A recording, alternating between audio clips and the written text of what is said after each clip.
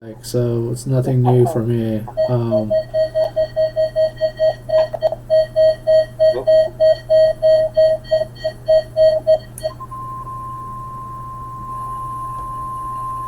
This is a Hill weather radio warning alarm device.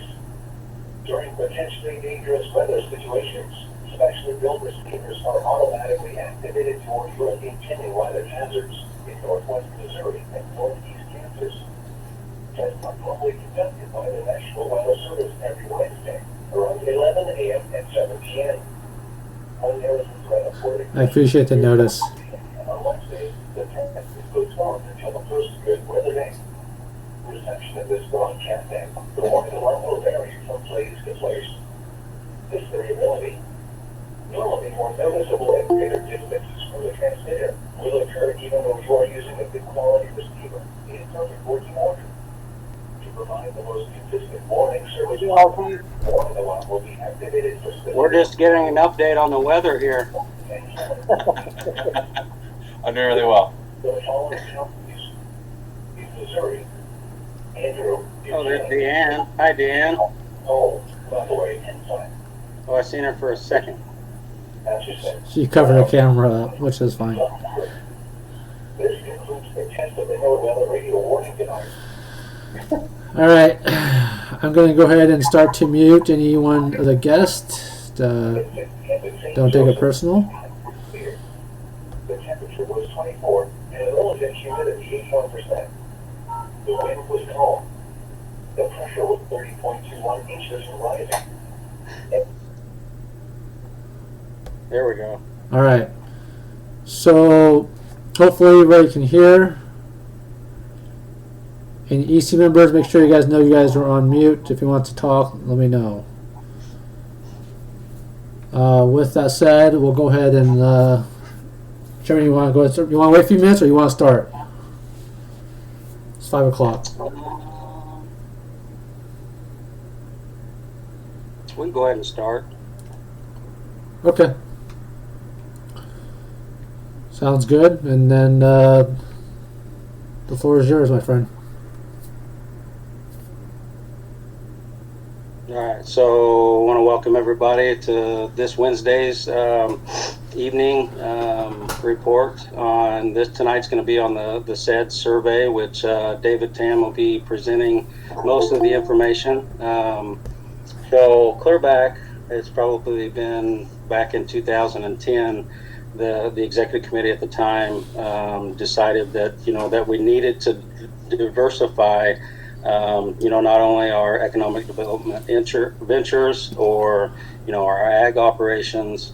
And that's what this SEDS survey is going to do is bring a lot of value and input, what is here in our community that we can actually be a part of and and bring, different economic development ventures and business opportunities to the tribe and our ultimate goal is job creations. And bringing those dollars from outside and bringing them back into the reservation. And so back in 2010, what we did was SWOT analysis, which is strengths, weaknesses, opportunities, and threats. And that was when we created our strategic economic development plan. And since then, we've currently updated that, and David will go ahead and get into the SEDS report, which is going to finish everything up and tie everything together for us here. Thank you, Chairman Rod. So for people that were not on this last call, my name is David Tam. I am the current Economic Development Coordinator for the Iowa Tribe of Kansas, Nebraska. Through the process, let me talk a little about the SEDS as a quick presentation today. I'll show you what the SEDS is about briefly, and then I'll show you the actual SEDS. But keep in mind, the actual SEDS document's over 170 plus pages, so I'm not going to be going through that today. But I will update you on where it's at and what it means, and then it will be up for public record, so you will have a chance to review it. I do want to put a prerequisite in place that the SEDS document, it is extremely large. It has a lot of content to it, and the fact that some of the information in there is going to be it's going to be pretty accurate, but as accurate as we could possibly get it based on information that we received from various sources. Once you guys have a longer look at that, you'll understand that. But let's talk about the SEDS really quickly first, and I'm going to go ahead and screen share really quickly.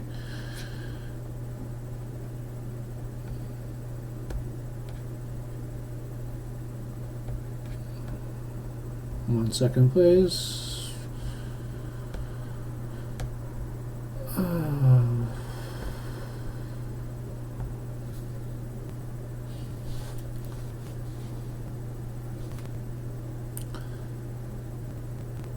So I apologize for the load weight on this one here.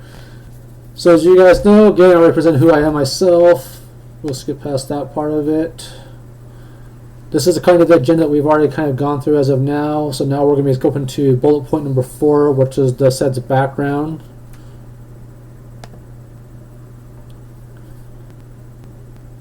So what is a SEDS? This is taken from the SEDS 101, and you can Google SEDS and learn more about it. But generically what this is a locally based and regionally driven economic development planning process that really looks at our weaknesses, our strengths, our threats, opportunities to bring other ideas together to generate good jobs and diversify the economy for economic growth. So the SEDS is a 5-year strategic tool designed to look at economic prosperity and growth. What we do is that we look at partnering with other people who are economic development districts, and to let people know there's only one other economic development district in the area that's known, and that entails Richardson County. Brown County does not have an economic development district. We are the only entity in Brown County that has one. What this does is that we bring together community leaders, residents, private sector, institutions, and other stakeholders to help plan our future. So for context, a little while back during one of my visits, we had an economic development gathering where we brought economic development directors from Falls City, White Cloud, Hiawatha, and so forth, and also county commissioners to a meeting to talk about our current projects and how we could plan and partner together on other projects.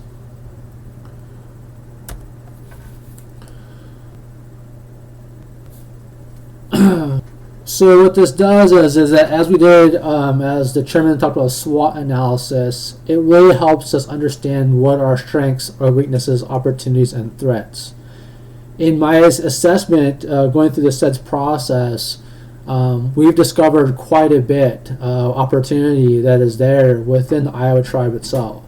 We sometimes there are a few diamonds in the rough, as we like to say, but there are some opportunities that are just glaring opportunities that we just have to be able to look at how can we strategically take advantage of those opportunities and strengthen the economy by reducing the threats and shoring up our weaknesses. So in this, we partnered up with the EDA program and other federal partners to look at federal technical assistance and how do we receive more support for infrastructure and other programs. In order to access EDA funding, which is a significant amount of funding, the EDA requires what they call the SEDS. So as you can see, this is a prerequisite for federal designation, and it has to be updated every 5 years. And this is how we can actually apply for EDA funds for funding from their programs offered to us. We look at a variety of ideas that are not just for our community, but are also for the community in general and within our region. So one of the things that we looked at, and one of the things I assessed earlier on, was the fact that the Iowa tribes it seems to be very siloed. And by that I mean that the neighboring economic development communities and just communities in general either have tried outreach to previous leadership or have just not really communicated as much, and every little community is kind of doing their own thing. What a SEDS helps us do is help identify where we're at, what we're doing, and communicate that to other communities so that they can look at ways we can collaborate. Rather than competing for dollars and opportunities, how can we make opportunities work together?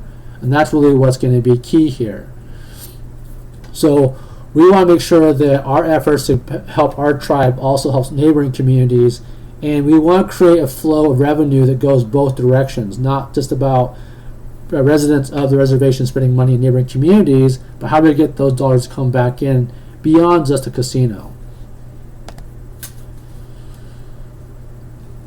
So just to give you an idea, we are officially designated as an economic development entity by the EDA. The SEDS committee has been responsible for this, and we have to do this about every 5 years. We'll update this accordingly. The last SEDS process was in 2014. It came from the SWOT analysis arrived in 2010. And I apologize for the spelling error here, but it's now updated now in 2019 and 2020. What we discovered again in this process, again, is the fact that economic issues are not limited by political boundaries and are regional in nature. So in other words, the issues that the reservation faces are also issues that your neighboring communities also face. And also some of the benefits of that and the growth opportunities also may be shared as well. So what does it mean to the Iowa tribe? It essentially means that we have a blueprint to creating a sustainable economy for the region. This is something that's really critically important, especially at a time of COVID-19, is that the SEDS actually was developed earlier before COVID even hit. So we started this process a while back, actually in last year, and toward the end of 2019 is when we started. In creating this process, we developed it without thinking or knowing, actually, that a pandemic was going to come. And when the pandemic actually hit, it actually kind of, in some ways, helped us, in some ways hindered us. And I'll talk a little bit more about that in general. But this is an important tool to really help understand a lot more about your community that you're residing in now and some of the challenges that are facing and the opportunities that are there. We plan to use this 5-year strategic plan to help coordinate our efforts and to improve region economic competitiveness and quality of life. With our other partners beyond, and I'm talking again about regional area partners, and that could be universities, the states, the cities, the counties, other nonprofits, other for-profits. But collaborating our efforts and joining together our efforts is going to be critical moving forward in the SEDS. That's what we definitely determined that. And input beyond the SEDS committee is important. So we've had surveys which some of you participated in. We've had different meetings. We've been tracking social media responses and content and needs. So community engagement is pretty important of how we develop the SEDS. Now, it doesn't mean that we deviate far from the SEDS, but it definitely means that we would definitely want feedback and support for various efforts. Sorry.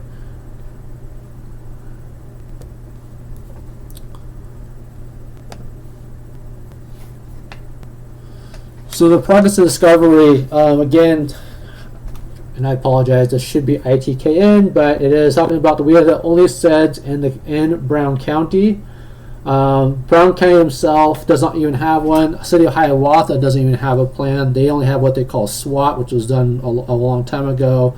As far as economic development and strategic planning, we're pretty well far ahead in that area. So we've had some feedback from Hiawatha and Brown County commissioners about looking at our SEDS to help support their future efforts, which is kind of it's a good idea. It's a great effort, and it shows that we're leading what we're doing in our county. Planning projects with partnering with neighboring governments. So again, having economic development sessions. There's already discussions with Fall City currently about having some ways we can collaborate using some of the services and skill sets that are offered within the Iowa tribe. And again, talking about COVID-19, when COVID-19 came through, it slowed us down in the progress of this because we had to pivot to emergency response, which the Executive Council leadership has done an excellent job in responding to COVID-19 and helping ensure that the community members were safe. Essentially, when COVID came about, a very nimble and passionate group of people who was your leadership pivoted and started addressing PPP products for the community, establishing protocols for the safety of the community. And we kind of had to change our focus and switch gears to address that. which again, that pandemic has exposed a couple of other challenges that were unforeseen, some hardships that were also unforeseen, and that we were able to address those as quickly and as efficiently as possible. And of course, some of the things are still being worked on as of today, as we are all trying to transition and understand what is normal or what is the new normal now with COVID-19. Again, I mentioned before as well, the Iowa tribe has some unique advantages and opportunities within the tribe, and really, when I talk about that, we're talking about Tribal 8A opportunities. We're looking at what kind of programs around farming and regenerative ag are there. In my past session, I talked about smart farming. There's a lot of things that are happening that we'll be kind of rolling out as we go along further in the process. And some of it does actually most of it does tie into what we've already explained in the SEDS. But what has happened is, again, the CARES funding tied closely to what we're doing with our SEDS plan and aligned with our 5-year strategic plan to help the tribe become more resilient. And that's going to be a really important, not just resilient, but sustainable moving forward. And in our last discussion about the CARES funding, that's what we highlighted the most. So one of the challenges in some of the stuff in regards to what we discovered in SEDS is that, and I apologize, I didn't update in here, but there's a shortage of skilled labor. And that skilled labor, it may hinder growth, but on the flip side of that, there are a lot of opportunities, there'll be training opportunities that are coming, and that we hope that people in the community take advantage of. So we need more skilled labor. There are training programs that are available. If you are interested in any of those training programs, or know people are interested, let us know.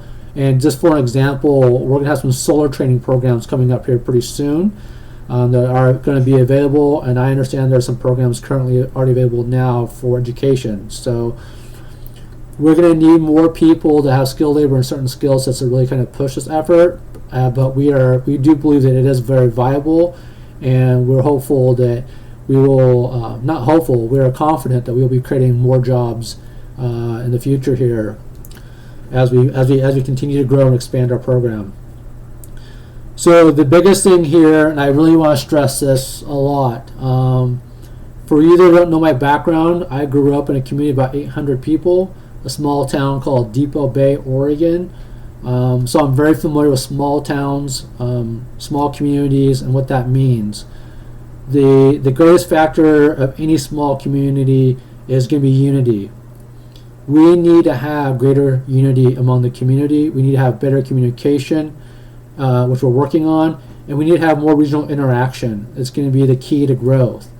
I think that one of the things that we've noticed in my professional career doing economic development for communities throughout the area, throughout the U.S. actually, is that factual information is critical. The fact is that we need to be understanding things in a clear manner. So I think it's critical that we communicate clearly, effectively, and efficiently. And if we don't know the answers, please contact, or have questions, please feel free to contact myself or anyone else for that matter. And if they don't have the answers, we will get you the clear answers for that, because gossip is one of the things that kill a project, and we need support. So I would hope that people will contribute your energy into helping encourage leadership, encourage community members to push for more growth, as I believe personally that you guys have an amazing opportunity to do some amazing things, and leadership right now has been absolutely amazing in pushing that, making that happen. So that's kind of the end of the slide presentation. I'm going to take a few minutes and go over the actual SEDS itself. Again, I will not be going into this into huge detail. I want to leave more opportunity for a Q&A, but I do want you to see the scope of work that's been done and what it really means. So I'm going to switch to that tab 1 second here, please.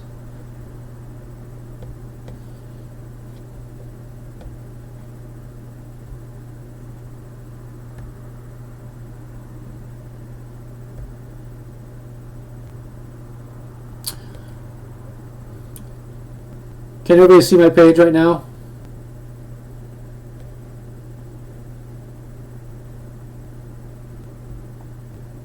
I can see it if that.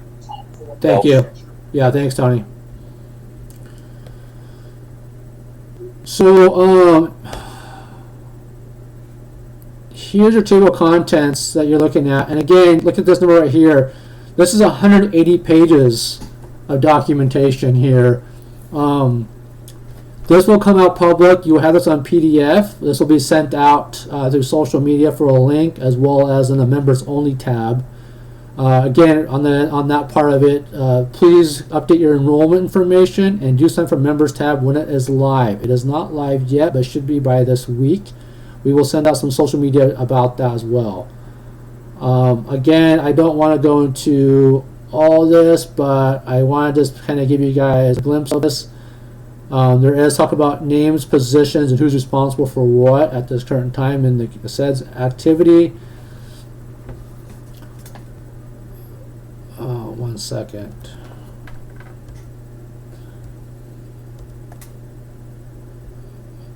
And I'm going to go down. There's a lot about the history of the reservation in here, about the income brackets, what the poverty rates look like. And again, for an example, in this page right here, it talks about, this is the most recent data I have was 2018. So it's going to be changing now due to COVID. Which we will be doing an addendum to this document to update it and also to represent our activity, what our changes are going to be in this 5-year plan based on the effects of COVID. Let me skip down some more. We're talking about climate issues, talking about soil types, minerals, everything just you can think about is going to be in here. Right here is a list of which animals are, within the reservation, present was historic. I mean, just about anything you can probably just about think about is going to be in this document, guys. And again, if you see something that is inaccurate, which we feel pretty good it is pretty accurate, but if there's anything that is inaccurate, please let me know, and I would love to go back into this document and make the necessary changes into this document. Here's a chart about the water basins. It can go on and on and on, and let's go down further. Talk about the airports, the economic development is here. I won't get into too much more of this, but our SWOT analysis is in this document as well. Again, this document will be shared furthermore with everybody else. Just to give you an update, it was finalized and it's officially being uploaded to the EDA office tomorrow morning. So once it goes to the EDA for one last run, it essentially becomes public record and it is all live. So we have that, and then we will be able to start to apply for funding for some of our other projects to the EDA starting in Q2 of 2021. So I kind of went through this in a pretty quick fashion, probably a little bit faster than I want. I can go back to the document to share anything else. If you want to see anything particular in that document, I have to look for it. But I do want to open it up to everybody for a Q&A. And we'll probably try to end the session a little bit earlier, but I would love to do some Q&A and talk more about the process, what the SEDS means, and anything else you guys have. So any questions? Or is the Executive Council like to have anything else to say about this document?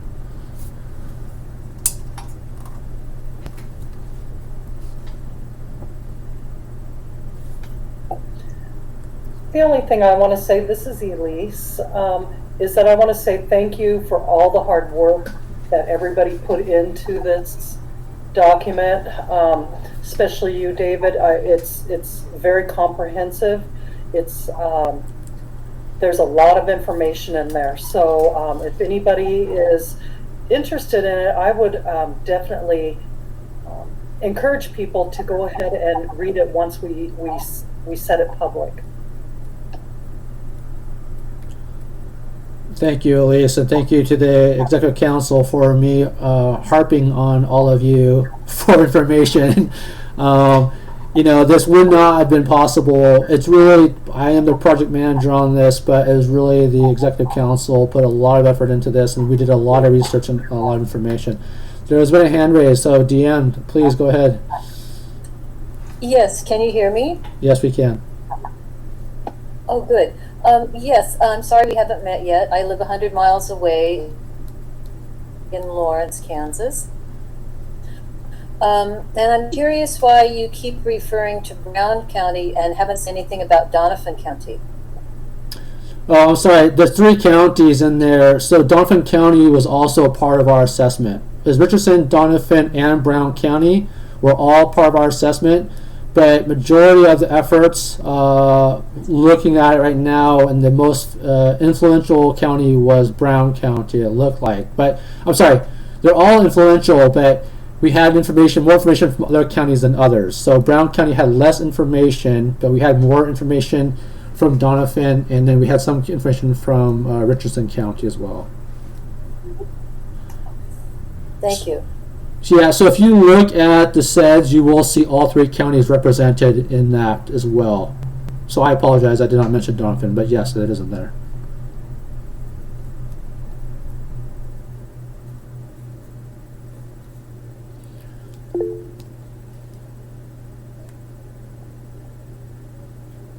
Please, someone else has raised their hand. Go ahead. Hi, this is Rebecca Jones, and like Deanne said, and Elise, I really appreciate having this opportunity to have this documentation. A lot of times we don't get a whole lot of information other than the newsletter. I am really excited to see the SWOT analysis and this comprehensive document. I was interested when you were talking about the lack of skilled labor in the area, and the training opportunities that we can be looking forward to. So I'm really excited to see those. I am excited to read the paper and the study. I'm wondering if there's going to be an opportunity for us to have a discussion once we get a copy of and we have a chance to read it and look over it, and then we can discuss it.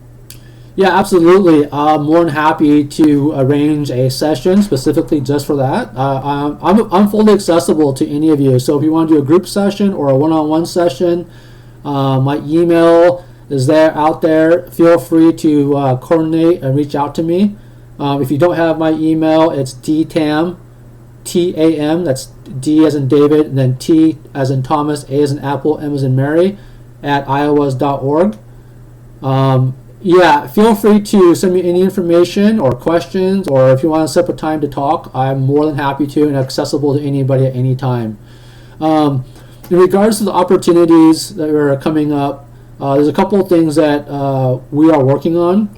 So we're going to be collaborating more with some universities as well. We'll be collaborating more with some counties, talking about how we can support small businesses.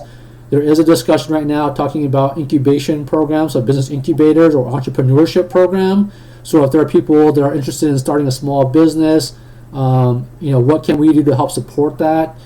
So there are efforts to do that more and more as we're going along. If there are certain needs or things that you would like to discuss, especially on economic development, I'd be more than happy to have a discussion with you and see how I can help reach out and coordinate, maybe even connect you with some folks that may be able to help you sooner than later. But to give you a scope, there is an effort and interest by the Executive Council in discussing how do we set up some entrepreneurship programs, because we want to help support small Native American businesses. And so some of the entrepreneurship program would come from myself and a few others that are interested that will have various expertise in various backgrounds. I know that Artis would be another person that would be joining us. We have another person named Brett Ensit, who is also very good about software development, technical web development, those type of things. We have the skill set and support that we want to offer to tribal members in the future about an entrepreneurship program as well. I think I did mention the solar program that we're starting to establish right now. We've discussed it. We're in the works of putting that together. So we have some various things that we're working on to bring more skilled labor and opportunities to learn to your community. Okay, and just a quick follow-up to that. Housing has always been a thing. Like, it's very hard to get housing, for one, and then if you are not poverty level or below, then you don't qualify for a lot of the housing on the reservation. Like, I've looked to buy land, and there's never any land available to buy. You know, that's a great topic, and I would love to maybe we'll add a session to that about that topic about housing. I know HUD's gonna have a topic, but then the housing is a different discussion possibly. I can bring in some people to discuss that furthermore if you'd like.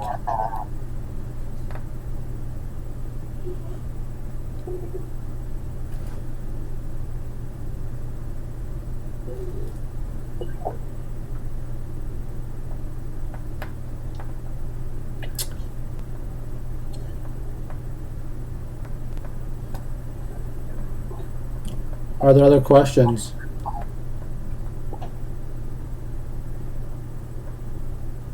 Maybe this is a chance to hear a little bit more about some of your guys' ideas as well, since maybe I haven't heard from everybody here, but does anyone have any initial thoughts in regards to, you know, what kind of long-term planning we need to be looking at? I mean, housing is a good topic, and are there other things that are related to that as well? Or anything else you want to bring up?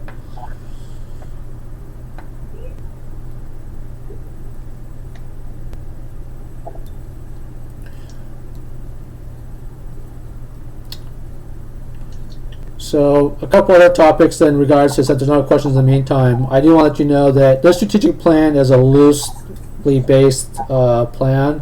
Our SWOT analysis and things will be modified and adjusted due to COVID. But you know, there's been a lot of new activity that's come online recently, as you guys know, regarding the hemp, regarding SOJ. There's also the national park that's come up. So there's been a lot of good positive activity that's been happening and continuing to happen. So, man, I think that, you know, especially in the time of COVID, we've all learned about food sovereignty and food resiliency. That's another huge topic that got bumped up in our SEDS plan, got pushed up because of the need for that. And we noticed, you know, the opportunity that, and the Iowa tribe has been recognized to be a great producer of foods and agricultural products.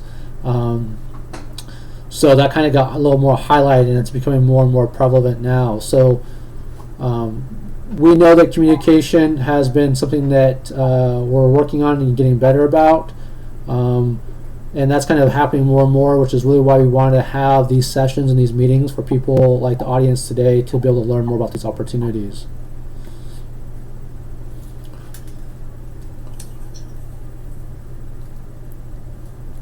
With the Executive Council or anyone else have anything else to say in regards to this effort or any other questions? Deanne, please go ahead.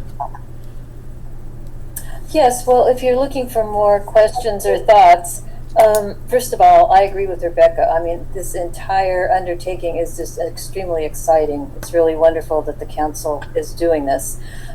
When you talk about training opportunities,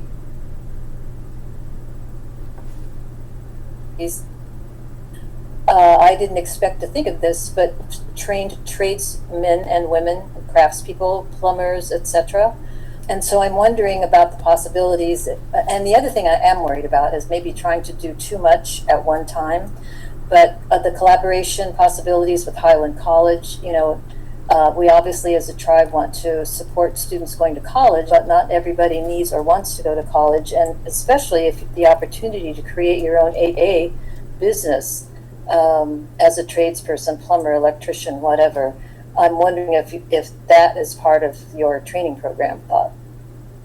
That's an excellent question, and that's a perfectly timed question because today we've been working diligently on that. So as a part of our goals under our SEDS program, and you'll see in the document, AA is one of the 5 main pillars that we're working on. So currently, I am in process right now with another woman named Mary Cronin, and we're helping the Iowa tribe establish their Super 8A, which is the tribal entity AA that's the umbrella AA. And underneath that, we're currently in discussion with 4 other entities as of now, looking up, and we have quite a few other interests, but we pretty much have about 4 yays looking at partnering with another entity to help do paving projects. So AA for paving, AA for construction, AA I believe is for HVAC, and then we have another AA looking at PPE products, manufacturing. And so all those AAs will require skilled labor or training opportunities to be included in those as well. So yes, that is going to be a part of our training program. But the first step and the most critical step that we are working on right now and in the middle of right now is establishing the tribals AA first, and then create the subsidiary companies of AAs underneath that. And to do that, it is required partnership. So again, our minority partners, let's say for example in construction, for example, we will be looking at hiring and training tribe members to do that work. And that, when he says Thank you. construction, Deanne, when he says construction, he's talking, carpentry, concrete, electrical, HVAC, heating, cooling, all your plumbing, all of those skills. And, that's where we can actually go out and develop these companies and partner with tribal members that already are in this field. And that's one of the things that I think is going to bring a lot of value here is if we can find out of all the tribal members that are out there, far and wide, and figure out what expertise, what businesses that they have that we can jointly come together and collaborate on and give them opportunities, give the tribe opportunities. And it's just super great to see all of this coming together finally after many, many years. I mean, we've been talking 8A it's been 7-8 years. So, here it is. There's been and it's a lot of planning that has been done up until this point. And, David and our T's, they've been recently added to the team to help put everything all together and package it all up, have all, the business plans. David, would you want to talk about, the consultant, what she is doing as far as the Super 8A, and developing the business plans and all of those documents as well, and maybe short little process? Sure. What's entailed. Yeah, sure. I'll talk about that, and I also want to follow up to Deanne's other concern as well. So in regards to the AA process, what has to happen is that the tribe has to identify itself as eligible for the tribal Super 8A, and to do that, we've reached out to the PTAC. Essentially, they provide technical assistance to the tribe in helping us go through the process and getting all of our documentation together, templates together, and that process. So Mary Cronin, who is working with myself on establishing the AA, we've been having conversations with other business owners who are interested in joining the AA program with the tribe. And by the way, we're always open to others. So if the other ones are out there, let us know. We're always wanting to explore ways that we can collaborate and elevate businesses for the tribe and for the businesses themselves. So through the PTAC process, we've also working with the SBA program, and SBA we've outlined our process and our approach to the project and what we're looking to accomplish by going through the AA, and they are very excited to hear and see our plan about what we're intending to do with our AA. And I will just put that out there. It's not a secret that we are following the Ho-Chunk model for the AA. So if you don't know Ho-Chunk, look at Ho-Chunk Inc. and their AA and their success that they've done. We're looking to do something very similar to that in that nature, just on a localized level for our own community, which takes a very customized approach. So we reached out to PTAC. We've now reached out to the SBA. We are now in the process of gathering all documentation necessary to show that we are qualified for a Super 8A. Once we get the Super 8A, then we're also automatically hub zone qualified. And once we have that, then we start to develop a business plan again for each one of our separate LLC entities underneath the Super 8A. and they will vary based on the industry which they are, because they all have their own unique NAICS code, and again, their own unique business, so we require individualized business plans for each one of those. And then we submit those to review as well under our umbrella, and then we can start to promote the AA. So once you have an AA, you can't just say, here it is, here we have it. You have to take it into the actual business and go out there and promote it and do a business development effort. So we're reaching out through various programs, looking at federal contracts, county contracts, city contracts, any contracts that would apply, looking at partnering with other large entities that have a requirement to have 25% minorities for those contracts, and then being an AA, we can leverage that as well. So we're in that middle of that process now, but first and foremost is to get the tribe to be approved as a super 8A, but that's generally that's our process. And then to go back to another topic about having so many projects in the pipe, I understand that concern. I understand that very, very well. But one thing is that we're diligently, Artisa and I are essentially full-time. All we do is project manage and to push these projects through. I do believe that the tribe has the bandwidth and the ability to make this happen. I also believe that based on our SEDS research, that there is the labor in the area. Maybe it's not necessarily on the reservation itself, but in the surrounding communities, there is skilled labor that can help us. I want to be able to train people from the reservation first and foremost, as we always will have preference to doing that. But in regards to having too many projects, it may look like a lot of projects on the surface, but we've also spaced these out over a couple of years. So some of these projects aren't going to happen today or tomorrow. An example for the AA process, the AA process takes a couple of months alone just going through the bureaucracy of everything. That will take a while. So not all projects are scheduled to queue and end then. We're just starting them as we go along, but we also are spacing them out based on our availability and resources. And we're also very, very cognizant of our activity and the ability, and we know that if there's not the bandwidth for something, then we can always table it until we have more bandwidth, and we will readdress it at a later time. Great, thank you. I apologize if I get a little long-winded on some of these things, but I want to try to be very clear and concise as possible on my answers to ensure that there is a high transparency at all levels.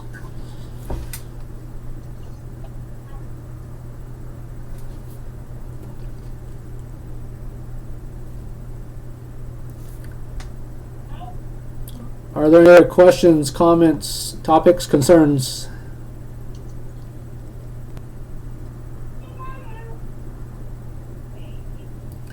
This might be a time to see a little extra. Go ahead, I'm sorry.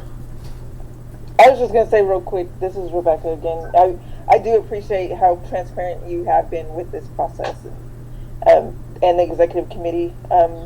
Bringing two obviously very well educated and prepared and capable people on to do these projects with us. I do appreciate that. And then also, thank you to our executive committee for putting out that notice today about, regardless of what Brown County and Jackson County have done with the mask mandate, that the tribe is staying with that mask mandate. And I do appreciate that, looking out for our tribal members there. Thank you so much. Thank you, Rebecca. You're welcome. Please note if there. Go ahead, Chairman. Sorry. Well, I was just going to comment. The lack of communication over the number of years. I've been here since '07, and it's I've seen the lack of communication that we've had. So I can see how when we're coming to a point now where we're sending all of this information that has been worked on for a number of years, and we're just sending all that out all at once. So I can understand that, but. Some of these have been worked on for a number of years. Some of these are new. And like David said, we will not launch each and one of these businesses until the executive committee and the economic development staff are comfortable with doing that. So I just want everybody to know that, and I do sincerely apologize on behalf of myself and of the executive committee for the lack of communication. But I see things are getting better now, and I see, as David talked about, unity earlier, and I kind of see that coming together now, and that it feels so great to see that, because we've never had that. It's always been, this against them, or us against them, or this person. And if we can put all of our differences aside and egos and everything else, I think this tribe can become so much more. And that's what I'm looking forward to, is all of this coming, together, and bringing the whole tribe together, and just the sky's the limit. So I'm looking forward to it. And I just want to thank each and every one of the tribe members that are on this evening, for taking time out of their lives to learn what we are doing, and the plans that the tribe is setting forth for not us.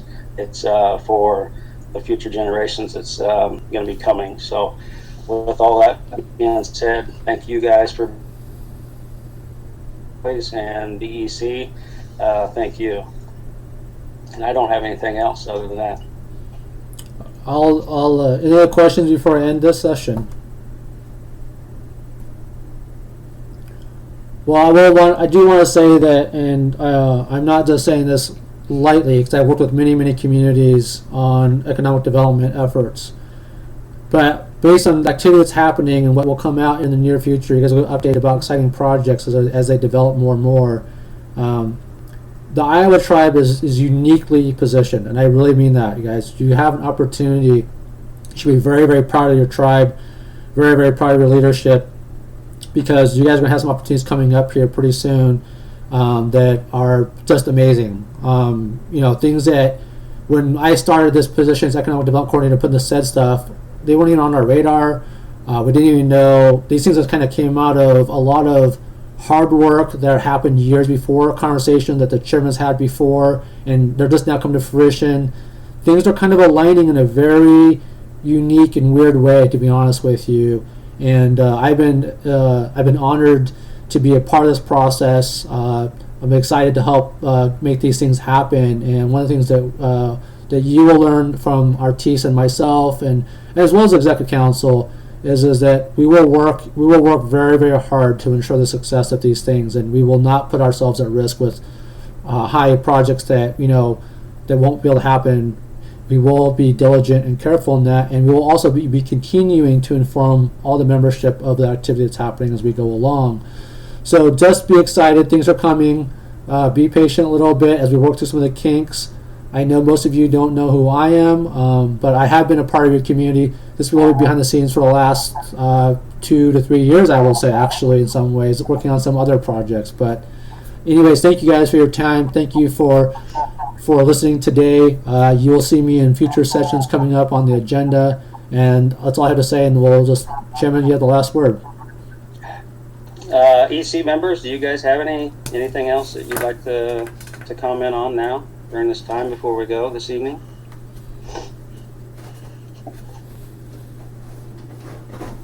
I just want to thank everybody who's joined our call. I'm as excited as you guys are.